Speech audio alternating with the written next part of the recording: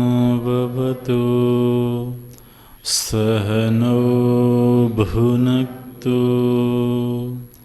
सह वीर्यं करवावहै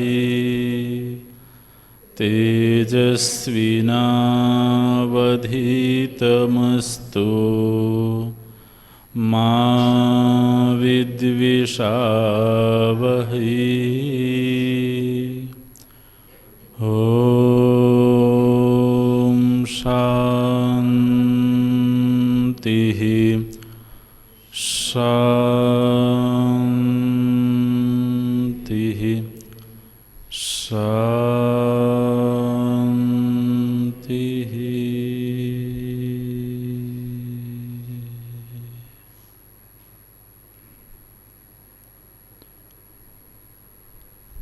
सदाशिवसमारम्भां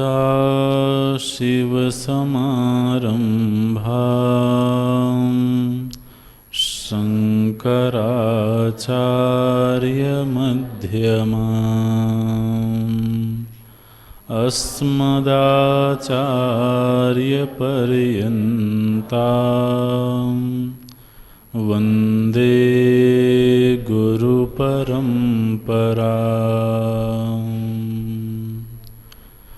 शङ्करं शङ्कराचार्यं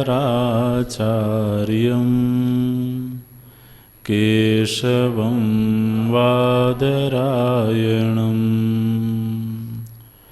सूत्रभाष्यकृतौ वन्दे भगवन्तौ पुनः पुनः भगवन्तौ पुनः पुनः। वासुदेवेन्द्रयोगीन्द्रं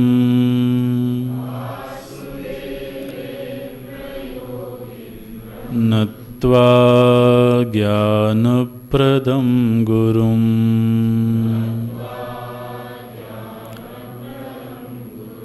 मुमुक्षूणां हितार्थाय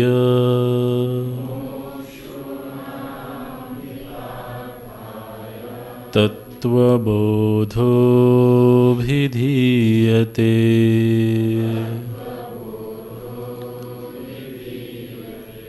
तत्त्वबोधोऽभिधीयते।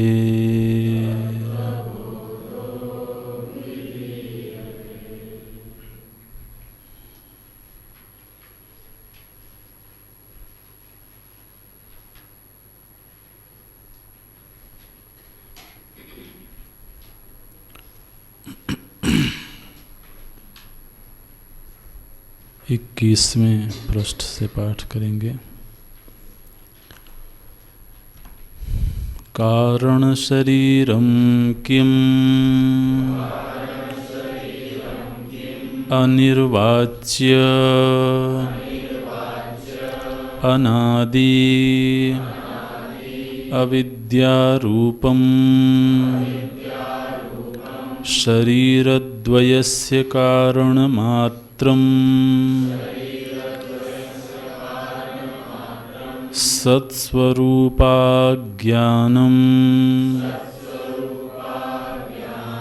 निर्विकल्पकरूपं यदस्ति तत्कारणशरीरम् अवस्थात्रयं किम् जाग्रत् स्वप्न सुषुप्त्यवस्थाः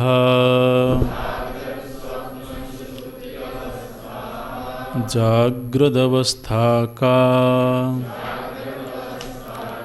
श्रोत्रादिज्ञानेन्द्रियैः शब्दादिविषयैश्च ज्ञायते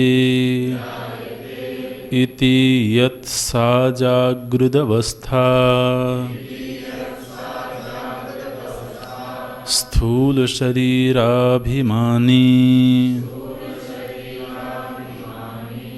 आत्मा विश्व इत्युच्यते। स्वप्नावस्था केति चेत् जागृदवस्थायां यद्दृष्टं यत्श्रुतं तज्जनितवासनया निद्रासमये यः प्रपञ्चः प्रतीयते सा स्वप्नावस्था सूक्ष्मशरीराभिमानी आत्मा तैजस इत्युच्यते। अतः सुषुप्ति अवस्था का अहं किमपि न जानामि सुखेन मया निद्रानुभूयते इति सुषुप्त्यवस्था कारणशरीराभिमानी आत्मा प्राज्ञ इत्युच्यते। आत्मा प्राज्ञ इति उच्यते।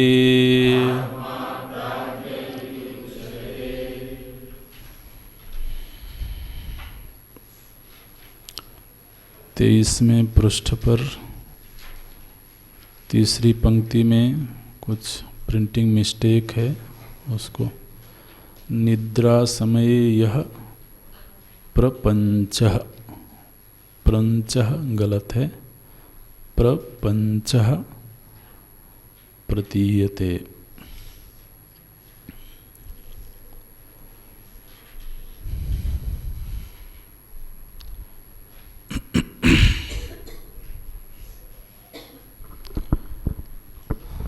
कारण शरीर के प्रसंग में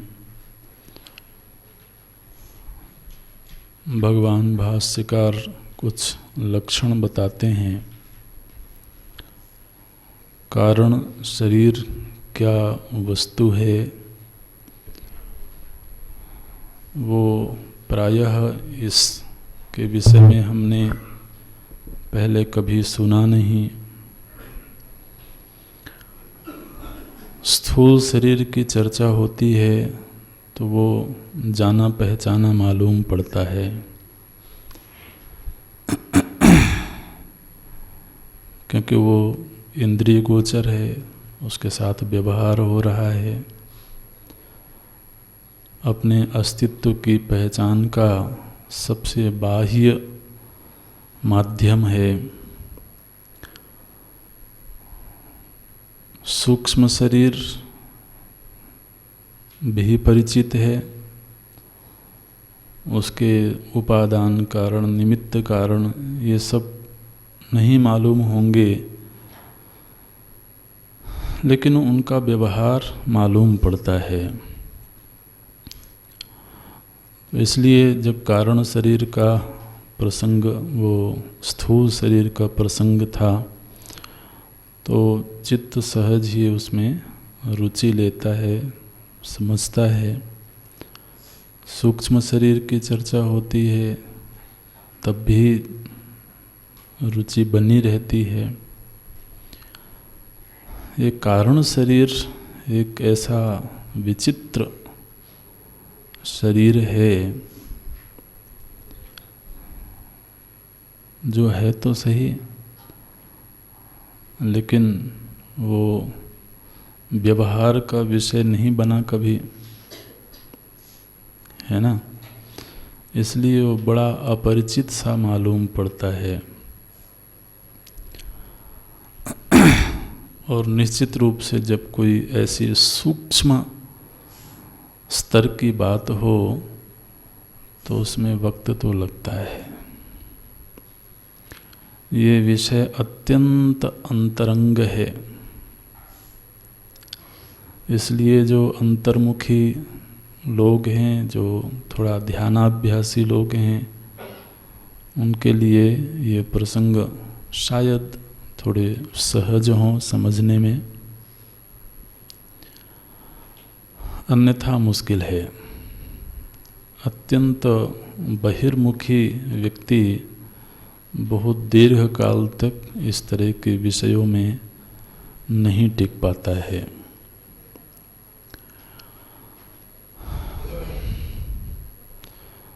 पहला लक्षण बताया गया अनिर्वाच्य, उसका निर्वचन नहीं हो सकता है। निर्वचन क्यों नहीं हो सकता है, तो कल की कक्षा में कुछ बातें बताई गई थी।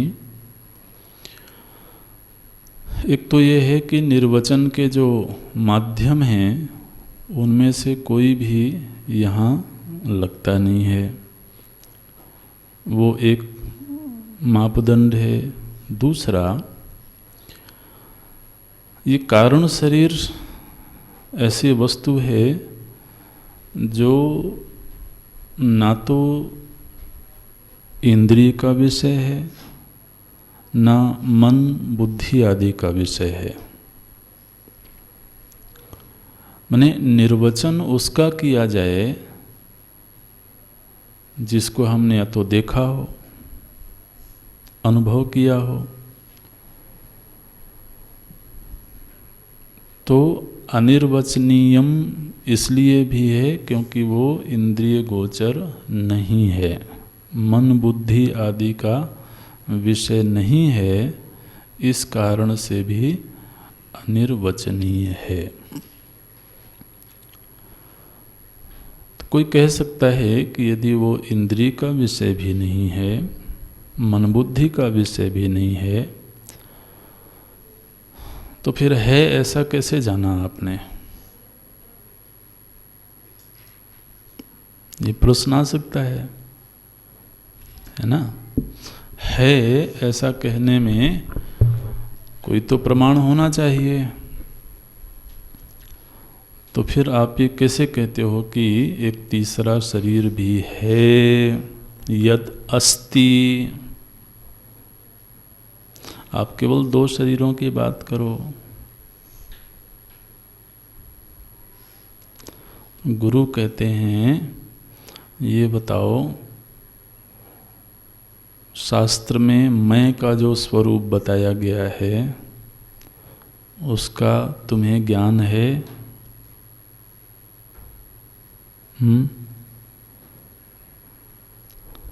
साधक कहता है नहीं है। ज्ञान का अभाव ही तो कारण शरीर है।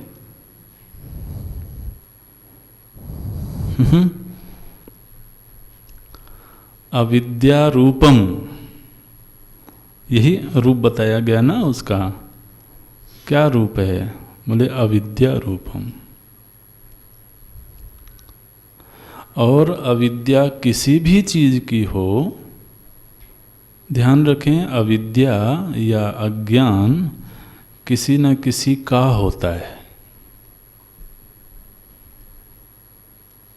अगर कोई कहे कि मुझे अज्ञान है, तो सामने वाला क्या पूछेगा? किस चीज का अज्ञान है?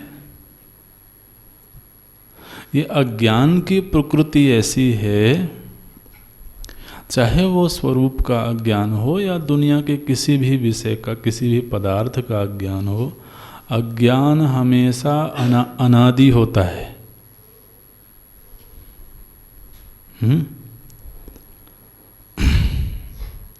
कोई विद्यार्थी कहे मुझे भजन गाना नहीं आता है। अच्छा, कब से नहीं आता है? अब ये तो खोजना बहुत मुश्किल है। हालांकि कोई समझदार होंगे तो कह सकते हैं कि पिछले जन्म में शायद आता रहा होगा। नहीं, ये जो नासमझी है, अज्ञान है, इसकी कोई जन्म तिथि नहीं है, इसलिए अनादि है वो। और जैसा स्वरूप शास्त्र में बताया गया, महापुरुषों ने बताया, वैसा स्वरूप अभी मेरे ज्ञान में नहीं है। उस ज्ञान के अभाव को ही कारण शरीर कहते हैं।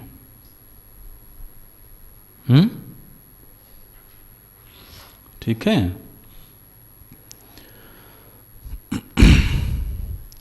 और वो जो अपने आनंद स्वरूप के ज्ञान का अभाव है, उस अभाव की वजह से ही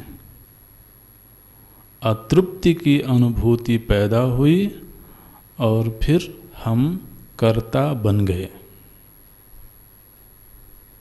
माने कर्म हुआ, तो कर्म तो कर्ता बन करके होता है, और कर्ता बन गए तो कर्म हुआ, और फिर वो कर्म आगे के दोनों शरीरों की उत्पत्ति का कारण बन गया। तो इन दोनों शरीरों की उत्पत्ति के मूल कारण में जाएंगे तो ये स्वरूप का अज्ञान ही मिलेगा। तस्मात्, इसलिए शरीरद्वयस्य कारणम, ये दोनों शरीरों का कारण है। शुरू में केवल अविद्या शब्द का प्रयोग किया गया था, अविद्या रूपम। वहाँ यह नहीं बताया गया था कि किस चीज़ की अविद्या।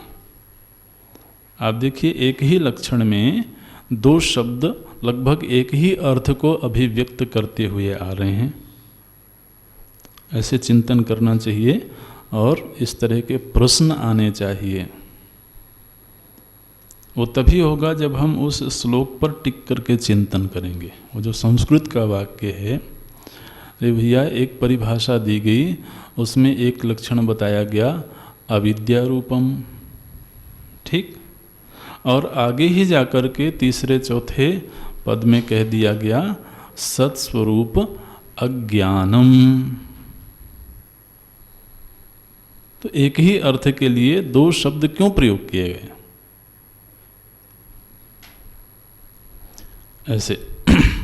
ऐसे चिंतन करेंगे तो प्रश्न आएंगे और उससे पता लगेगा कि हाँ, हम चिंतन करते हैं। तो पहले केवल अविद्या रूपम, ये एक परिभाषा बताई गई। ये कारण शरीर क्या है? बोले विद्या के अभाव को कारण शरीर बोलते हैं। बिल्कुल इसको मोटे अक्षरों में लिख करके रख लेना है। कारण शरीर क्या है? विद्या का अभाव। तो शिष्य के मन में ये प्रश्न आता है कि महाराज, ये जो विद्या का अभाव है, किस चीज की विद्या? तो जब ये प्रश्न आया तब फिर अगला लक्षण बताया गया सत्स्वरूप अज्ञानम।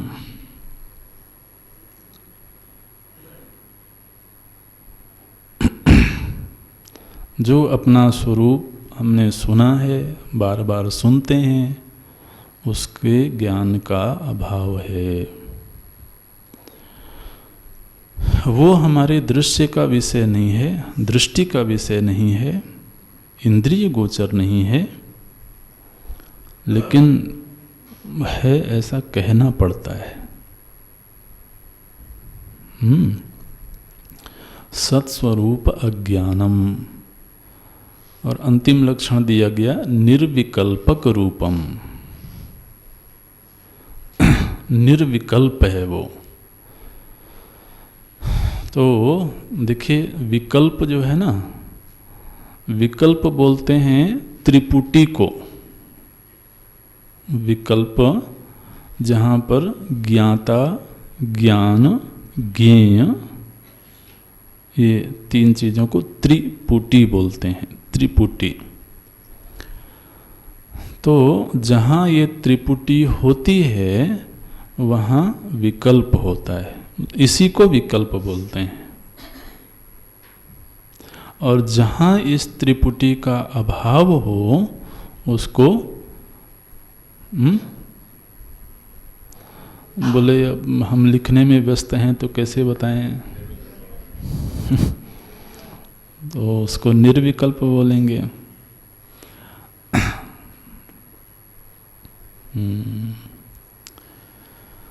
आप देखिए सुबह से लेकर के शयन पर्यंत हमारा जितना व्यवहार हो रहा है वो इस त्रिपुटी के दायरे में हो रहा है। सामने एक ज्ञेय विषय है, मैं ज्ञाता हूँ, और उस ज्ञेय को जानने की क्रिया निरंतर हो रही है। अब देखिए व्यवहार का विज्ञान इतना ही है। ये तो ऋषियों की ऐसी अद्भुत प्रतिभा है, किसी विस्तृत से विस्तृत विषय को थोड़े से शब्दों में कैसे कहना है, ये कला तो उनको आती है। पूरे व्यवहार को यदि बहुत संक्षेप में पारिभाषित करना हो, कैसे करें? बोलते हैं सामने ज्ञेय है, मैं ज्ञाता हूँ, ज्ञान की क्रिया चल रही है। जब तक ज्ञान की क्रिया चल रही है मैं जागृत हूँ। जिस क्षण ये क्रिया बंद हो गई मैं सुषुप्ति में चला गया। ये हो रहा है ना। ऐसे समझें कि जैसे अभी आप श्रवण कर रहे हैं तो एक श्रोतव्य विषय है ना। ज्ञेय मतलब जिसको जाना जाए। अब ये शब्द हो सकता है कुछ लोगों के लिए नए हों तो इनसे परिचित होना। ज्ञेय का अर्थ है ज्ञान का विषय, जिसको जाना जा सके। तो अभी श्रवण हो रहा है तो कोई ज्ञेय है, इसको यहाँ पर बोलेंगे श्रोतव्य, सुनने का विषय। अच्छा, सुनने का विषय है और हम श्रोता बन के बैठे हैं। ठीक, अभी क्या पहचान है कि हम श्रोता हैं, सामने श्रोतव्य है और सुनने की क्रिया हो रही है। ऐसी हम उम्मीद करते हैं। तो हो सकता है कोई किसी के अंदर वो क्रिया नहीं भी हो रही हो। मैंने आदमी कोई कम समर्थ थोड़ा है।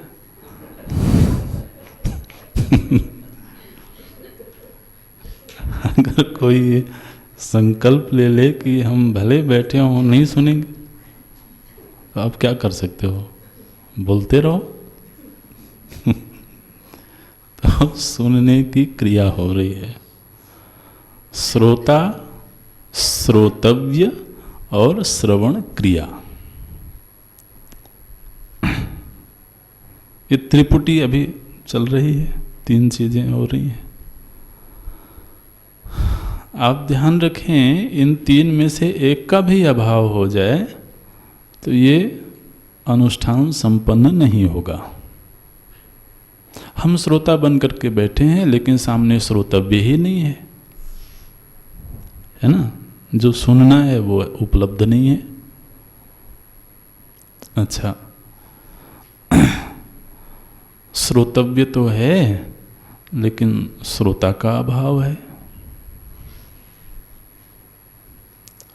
श्रोतव्य भी है, श्रोता भी है, लेकिन वो अभी सोता है।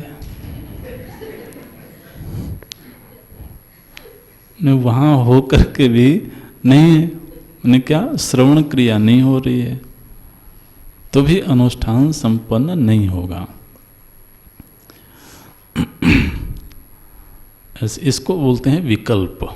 तो पूरा जो हमारा व्यवहार है वो इसी विकल्प पर चल रहा है। भोजन करने बैठे हैं तो सामने भोज्य पदार्थ है और मैं भोक्ता बन करके बैठा हूँ और भोजन की क्रिया हो रही है ना। तो आप इस विज्ञान को हर जगह पर लगा सकते हैं। अब ये जो कारण शरीर है, इसमें ये विकल्प है क्या? ये कारण शरीर ज्ञेय है क्या? बोले ज्ञेय तो नहीं है। अच्छा, तो ये ज्ञाता है क्या? बोले ज्ञाता तो नहीं है। ज्ञाता तो चेतन होता है, तो अज्ञान है, अज्ञान तो जड़ रूप होता है। ज्ञेय भी नहीं है, ज्ञाता भी नहीं है, तो उसके साथ ज्ञान की क्रिया कैसे होगी, व्यवहार कैसे होगा? तस्मात् निर्विकल्पक रूपम, इसलिए ये निर्विकल्प रूप है। बोले महाराज, ये किसी चीज का अभाव भी क्रिया का हेतु बनता है क्या? ज्ञान का अभाव, आपने कहा कि ज्ञान के अभाव में इतनी सामर्थ्य है कि इसने 2 शरीरों का सृजन कर दिया। शरीरद्वयस्य कारण मात्रम। तो किसी चीज के अभाव में भी कोई क्रिया संपन्न होती है? बोले होती है।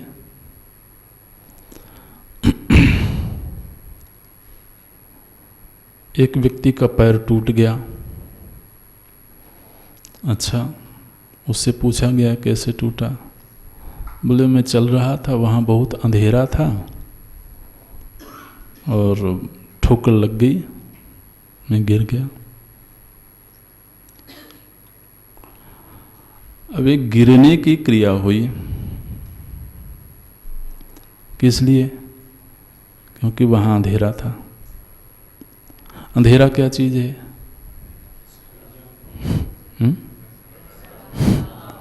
प्रकाश का अभाव।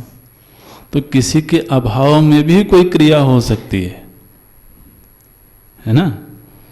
बोले अच्छा, अंधेरे की वजह से मैं गिरा, तो अंधेरे को दुश्मन बनाओ, उसको ला करके खड़ा करो कटघरे में। नहीं हो, ये तो दृष्टांत हमें दुनिया में प्राप्त होते हैं। प्रकाश के अभाव में भी बहुत कुछ घट जाता है, गिर जाते हैं, भयभीत हो जाते हैं, चीज़ें खोजने से नहीं मिलती हैं, होता है ना। यहाँ तो महाराज आनंद स्वरूप के ज्ञान का अभाव हो गया, तो इतना बड़ा प्रपंच खड़ा हो गया। इसलिए ये कारण शरीर विचारणीय है और इस पर बहुत विचार हुआ है। आप तो अभी केवल इतना समझें कि जो यहाँ पर परिभाषाएं दी गई हैं वो बहुत आरंभिक, थोड़ा सा हमको उसका थोड़ा सा संकेत किया गया है कि ये अज्ञान ऐसा होता है, कारण शरीर ऐसा होता है। बाकी जब आगे अध्ययन होगा, यदि अध्ययन में रुचि होगी कुछ विद्यार्थियों की तो होगी ही, इतने मोटे मोटे ग्रंथ लिखे हुए हैं एक कारण शरीर पर। विद्वानों ने इतना अध्ययन किया, इतना लेखन किया ऐसे। तो ये कारण शरीर है, शरीर त्रय से विलक्षण आत्म वस्तु है। ये आत्मा का पहला लक्षण बताया गया था। दूसरा लक्षण बताया गया था पंचकोशातीतः सन् अवस्थात्रय साक्षी। तो ये जो सन शब्द आता है प्रायः संस्कृत में, तो सन का अर्थ होता है हो करके। ये हिंदी में ऐसे प्रयोग करते हैं, हो करके। पंचकोशातीता सन्न तिष्ठति, पंचकोशों से अतीत हो करके रहता है। ठीक है, जहाँ पर आगे आगे क्रियापद क्या है? तिष्ठति, रहता है। किस रूप में रहता है? तो उत्तर है पंचकोशों से अतीत हो करके रहता है, ऐसे। तो अभी तीसरे लक्षण को व्याख्या के लिए पहले लेते हैं। प्रश्न आया अवस्था त्रयम किम। वहाँ पर लक्षण बताया गया था जो तीन अवस्थाओं का साक्षी है। साक्षी का अर्थ होता है साक्षात ईक्षते इति। इस साक्षी को थोड़ा सा समझें। साक्षी क्या चीज़ है? किसे साक्षी बोलते हैं? साक्षात ईक्षते इति, जो साक्षात दिखता है बिना किसी माध्यम के।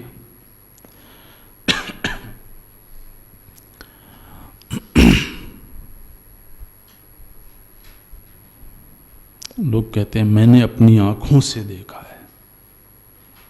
किसी से सुना नहीं है, अपनी आंखों से देखा है।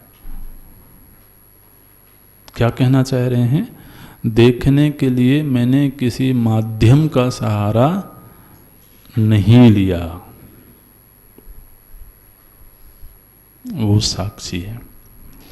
साक्षी की प्रकृति ये है कि वो जिस घटना का साक्षी है उस घटना का हिस्सा नहीं होता है।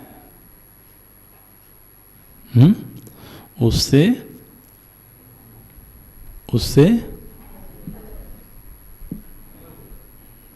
तटस्थ होता है। ये शब्द ज़्यादा अच्छा है, आप कोई बोलते तो अच्छा लगता। उस घटना से तटस्थ रहता है, वो साक्षी वही हो सकता है। अगर तो वो घटना का हिस्सा हो गया तो या तो वो वादी हो गया या प्रतिवादी हो गया। वो स्वयं किसी कटघरे में खड़ा हो जाएगा, इसलिए उसको फिर साक्षी नहीं कहा जाएगा। साक्षी में पहला लक्षण ये है कि बिना किसी माध्यम का सहारा लिए वो सीधे देखता है। दूसरा, जो दृश्य है उसका हिस्सा नहीं होता है, उससे तटस्थ रहता है। तीसरा, साक्षी कभी भी जड़ नहीं होता है।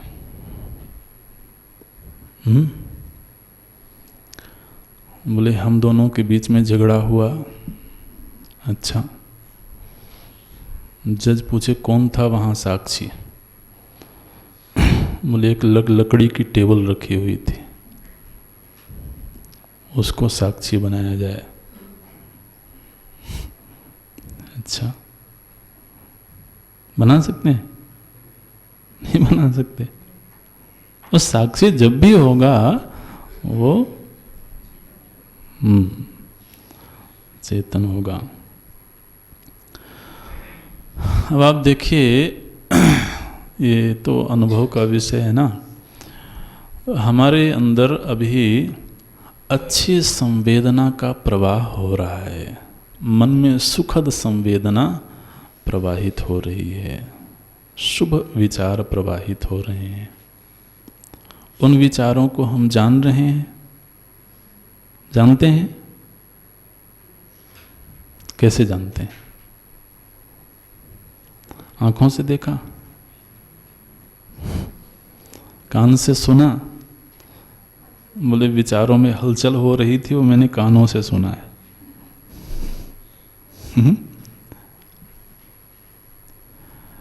ये जो हमारी इंद्रियां हैं महाराज, ये तो बाहर के विषयों को जनाने में माध्यम बनती हैं,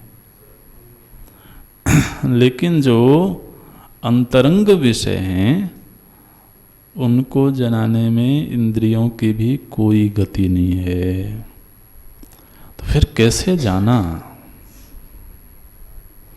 बोले सीधे जाना मैंने, बिना किसी का सहारा लिए।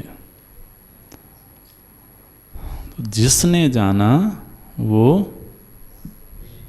साक्षी है। साक्षात ईक्षते इति माध्यमेन बिना, बिना किसी माध्यम के जो सीधे जानता है। तो अभी इतना परिभाषा रखें। अब यहाँ पर क्या कहा गया कि आत्मा वो वस्तु है जो तीन अवस्थाओं का साक्षी है। अच्छा, परिभाषा घटाएंगे ना तो बुद्धि तो बिल्कुल चकरा जाएगी। अवस्था त्रय साक्षी, तीन अवस्थाएं हैं। अवस्था माने होता है जहाँ हम रहते हैं। अवस्था उसको बोलते हैं जहाँ हम रहते हैं। लोग कहते हैं अभी किस अवस्था में हो, है ना, माने अभी किस स्थिति में हो, अभी कहाँ हो।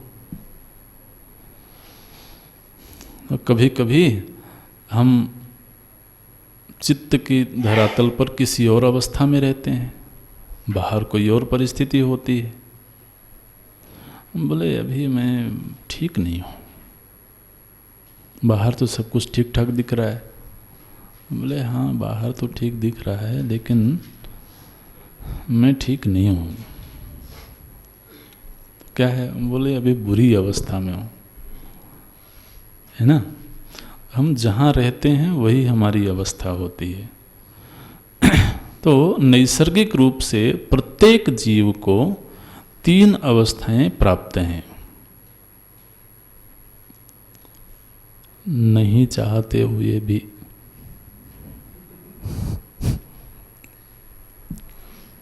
और ये जीव इन तीन अवस्थाओं में भ्रमण करने को आप कह सकते हैं कि अपनी इच्छा से या अनिच्छा से विवश है ना। जाना ही जाना है। जागृत अवस्था, स्वप्नावस्था, सुषुप्ति अवस्था। बोले नहीं, मैंने अब ठान लिया है कि अब सुषुप्ति अवस्था में ही रहूँगा।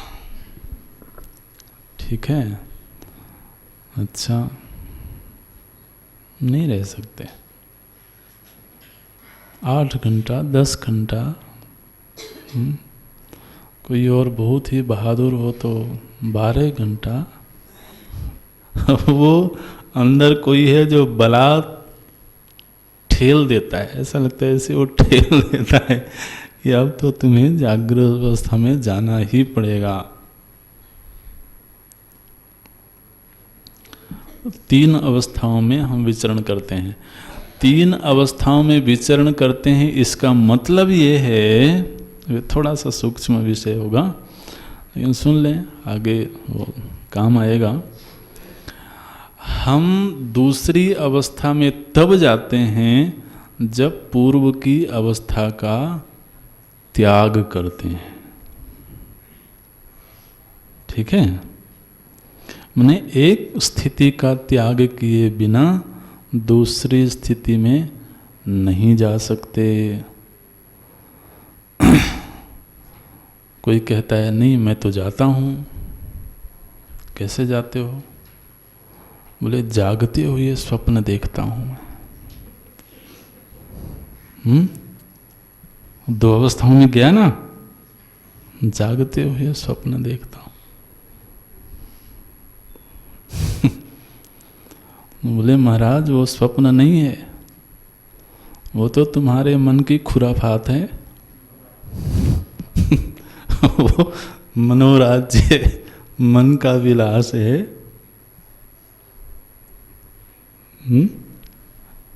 माने स्वप्न में और मनोराज्य में अंतर ये है कि मनोराज्य में हम उस समय अगर चाहें तो परिवर्तन कर सकते हैं, ठीक है। बोले नहीं, अब ये वाला विचार नहीं लाना है मुझे, अब उसको सोचना है। मनोराज्य के दृश्य में परिवर्तन करने की स्वतंत्रता हमारे पास होती है। स्वप्नावस्था में वो स्वतंत्रता नहीं होती। वो तो हमें देखना ही है, चाहे वो कितना ही डरावना क्यों ना हो, कितना ही मनमोहक क्यों ना हो। लेकिन अवस्थाओं की सच्चाई ये है कि ये जो आत्मदेव हैं, जो आज के दिन जीव बन करके बैठे हुए हैं, वो एक अवस्था से दूसरी अवस्था, दूसरी से तीसरी अवस्था भ्रमण कर रहे हैं, विचरण चल रहा है। अब बताओ भला, अगर ये एक अवस्था में खुश हो गए होते,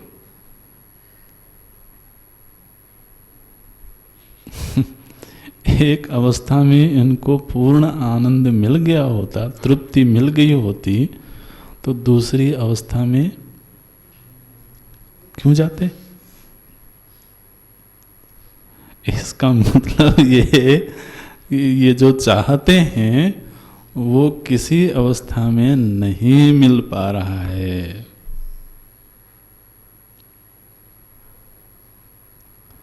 ये तो भगवान की बड़ी कृपा है।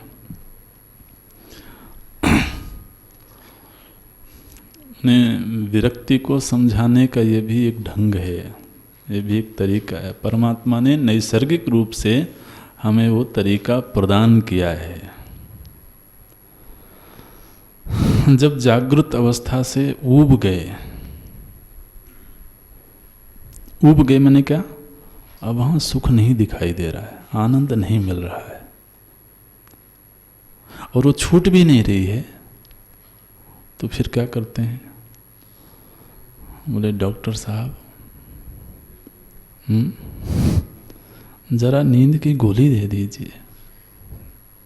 अच्छा क्यों? बोले वे जागृत अवस्था है ना, ये मुझे सुख नहीं दे रही है, बल्कि दुखी कर रही है।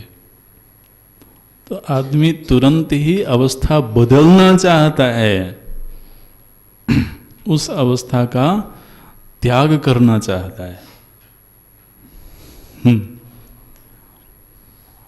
ये कहानी है। अवस्थाओं पर हमारे शास्त्रों में बहुत चिंतन हुआ है। यहाँ पर जब ये कहा गया कि आत्मा वो है जो 3 अवस्थाओं का साक्षी है, प्रश्न आया कि भगवान ये अवस्था क्या है, जागृत अवस्था क्या है? बोलते हैं लाओ बताता हूँ जागृत अवस्था क्या है। जागृत अवस्था का लक्षण बताते हैं, श्रोत्रादि ज्ञानेन्द्रिय ही। भैया जागृत अवस्था की चर्चा हो रही है, जरा जगे रहना।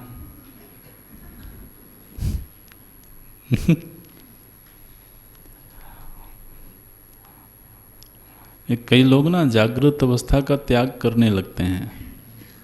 अच्छा, जब त्याग हो रहा होता है तो कुछ ऐसे लक्षण हैं जो मालूम पड़ जाते हैं कि अब ये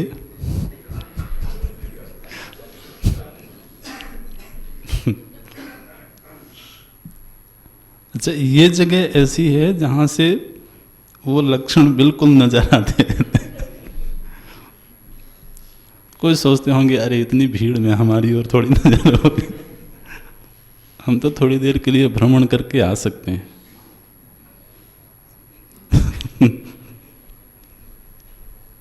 जागृत अवस्था क्या है? श्रोत्रादि ज्ञानेन्द्रियैः, शब्दों पर ध्यान देंगे। श्रोत्र आदि ज्ञान इंद्रियों के द्वारा, अब देखिए श्रोत्र बोल करके आदि लगा दिया उन्होंने, माने वो हमसे उम्मीद करते हैं कि मैं पहले बता चुका हूँ, इसलिए तुम बार बार मत पूछना ज्ञानेन्द्रिय क्या है जी। तो श्रोत्र आदि, जो पांचों ज्ञानेन्द्रियां हैं ज्ञान के कारण वही हैं। तो श्रोत्र आदि ज्ञान इंद्रियों के द्वारा और शब्दादि विषयैश्च, थोड़ा सा इसमें ट्विस्ट है, सूक्ष्मता है। श्रोत्रादि ज्ञानेन्द्रियों के द्वारा और शब्द आदि विषयों के द्वारा, विभक्ति लगी हुई है, वो विभक्ति दोनों में एक है। श्रोत्रादि ज्ञानेन्द्रियों के द्वारा और शब्द आदि विषयों के द्वारा जो अवस्था जानी जाती है उसको जागृत अवस्था कहते हैं। इतनी सी परिभाषा है। ऐसा भी कहा जा सकता था कि श्रोत्रादि ज्ञानेन्द्रियों के द्वारा जब शब्दादि विषयों को जानते हैं तब वो जागृत अवस्था होती है, लेकिन ऐसा नहीं कहा गया।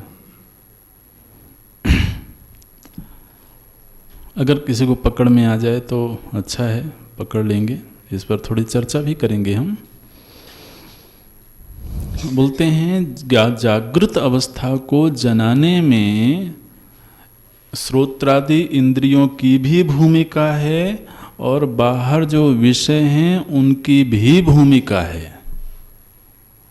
शब्द भी जागृत अवस्था को जनाता है और श्रोत्र इंद्रिय भी जागृत अवस्था को जनाती है। ऐसे अब देखिए, हम कोई शब्द नहीं सुनना चाहते हैं, ठीक है, लेकिन अगर शब्द हो रहा है तो आकर के बताएगा कि मैं हूं, है ना।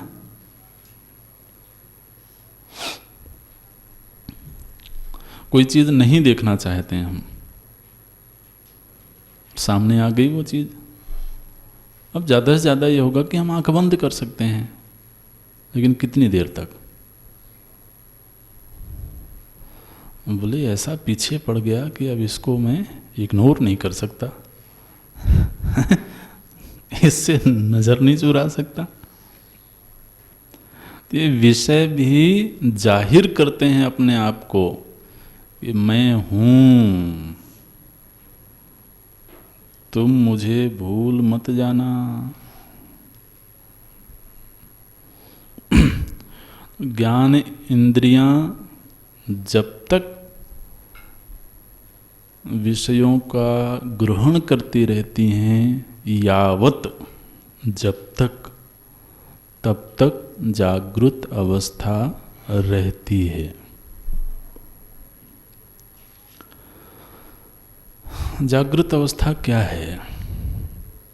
5 ज्ञानेंद्रियों के द्वारा जाना जाने वाला जगत ही जागृत अवस्था है।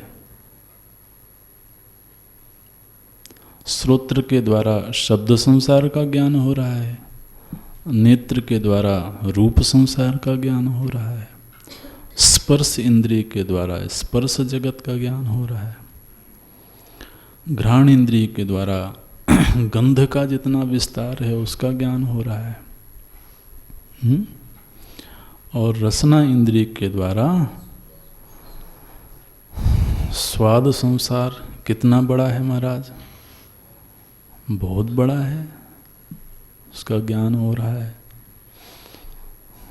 पूरी इंडस्ट्री चल रही है, पूरा मार्केट चल रहा है स्वाद संसार पर। तो आप खोज करके देख लो कि इन 5 इंद्रियों के जो विषय हैं उनको छोड़ करके फिर जागृत अवस्था और क्या है? कुछ नहीं है। अच्छा, इंद्रिय है लेकिन विषय नहीं है तो भी जागृत अवस्था नहीं है। विषय है लेकिन इंद्रिय नहीं है,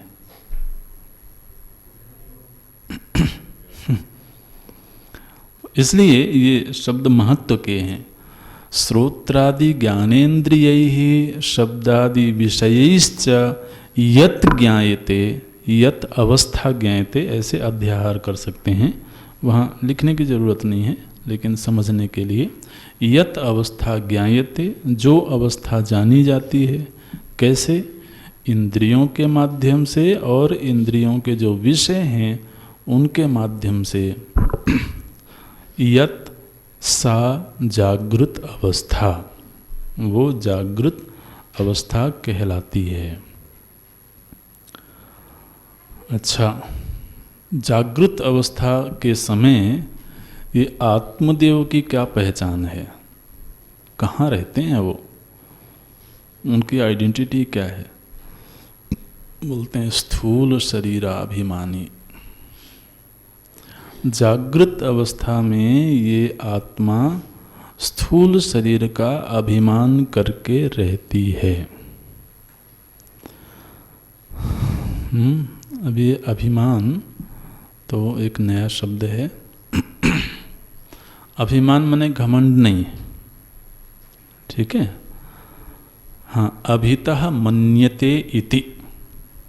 अभिमान शब्द क्या है? अभितः मन्यते इति।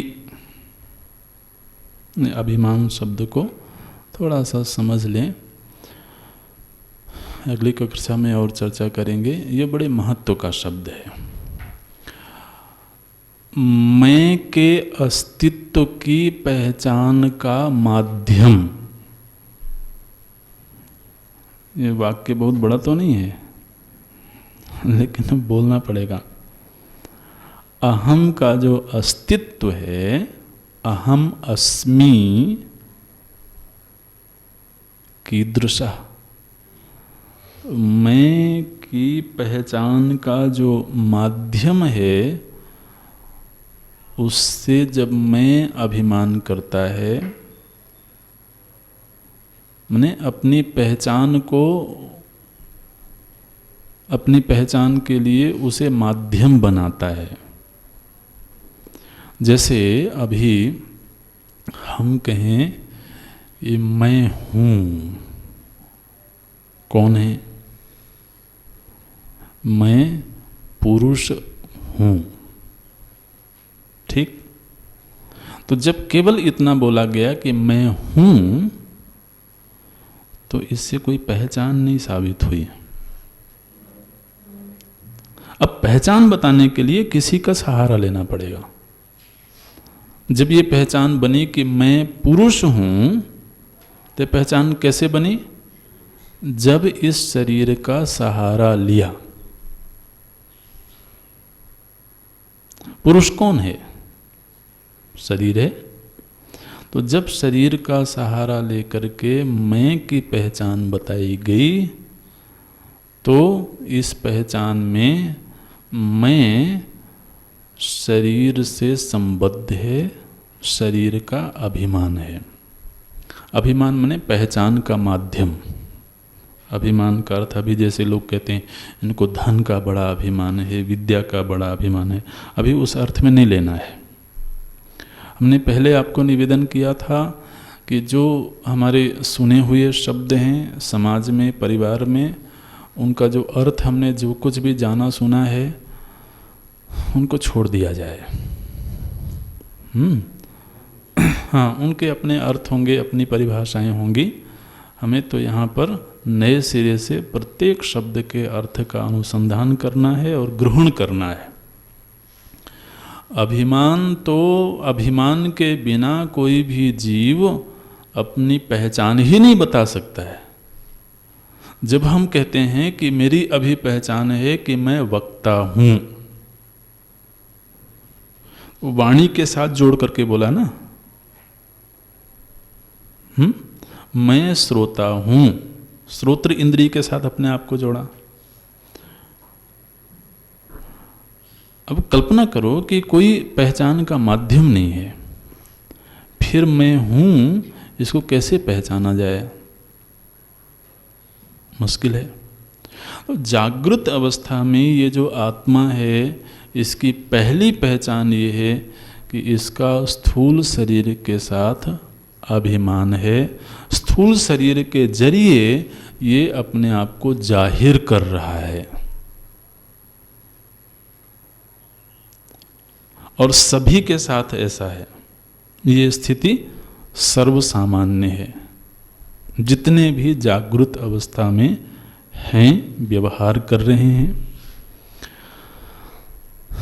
बोले जब तुम्हारी एक पहचान बनती है तब तुम अपना एक नाम रखते हो। जैसे श्रोत्र इंद्रिय के साथ हमारी पहचान बनी तो हमने क्या नाम रखा? श्रोता। बुद्धि के साथ पहचान बनी और वो बुद्धि थोड़ा ठीक ठाक है तो क्या नाम रखा? बुद्धिमान। शिक्षक वृत्ति के साथ, शिक्षा वृत्ति के साथ में अध्यापन के साथ जब पहचान बनी तो नाम रखा गया अध्यापक, शिक्षक। ऐसे ही वेदांत ने कहा कि तुम्हारी पहचान शरीर के माध्यम से अभिव्यक्त हो रही है तो हम तुम्हारा एक नाम रखेंगे। अच्छा, रख दो महाराज। क्या नाम रखेंगे? बोलते हैं आत्मा विश्व इति उच्यते। आप देखो, हम सभी को एक नया नाम मिला है। आज नामकरण हुआ है, उत्सव होना चाहिए। नामकरण संस्कार हुआ है। बोले आत्मा जब स्थूल शरीर से अभिमान करके अपने आप को अभिव्यक्त करती है तब उस आत्मा का नाम विश्व होता है। इस समय हम सभी का नाम विश्व है। बोले अच्छा, मैं अपने मित्रों को खबर करूंगा, पता है मेरा एक नाम और हो गया। क्या? विश्व। अच्छा नाम है, विश्व चैतन्य। तो ये भी एक पारिभाषिक शब्द है, विश्व। ध्यान रखें, इस संज्ञा का एक संदर्भ है। स्थूल शरीर से अभिमान करके जब आत्मदेव अपने आप को अभिव्यक्त करते हैं तब आत्मा का नाम विश्व होता है। ऐसे इस पर थोड़ा सा और चर्चा करेंगे, अभी यहीं रखते हैं। ओम ओम पूर्णमदः पूर्णमिदं पूर्णात् पूर्णमुदच्यते पूर्णस्य पूर्णमादाय पूर्णमेवावशिष्यते। ओम शांति शांति शांति। हरि ओम। श्री गुरुभ्यो नमः। हरि ओम।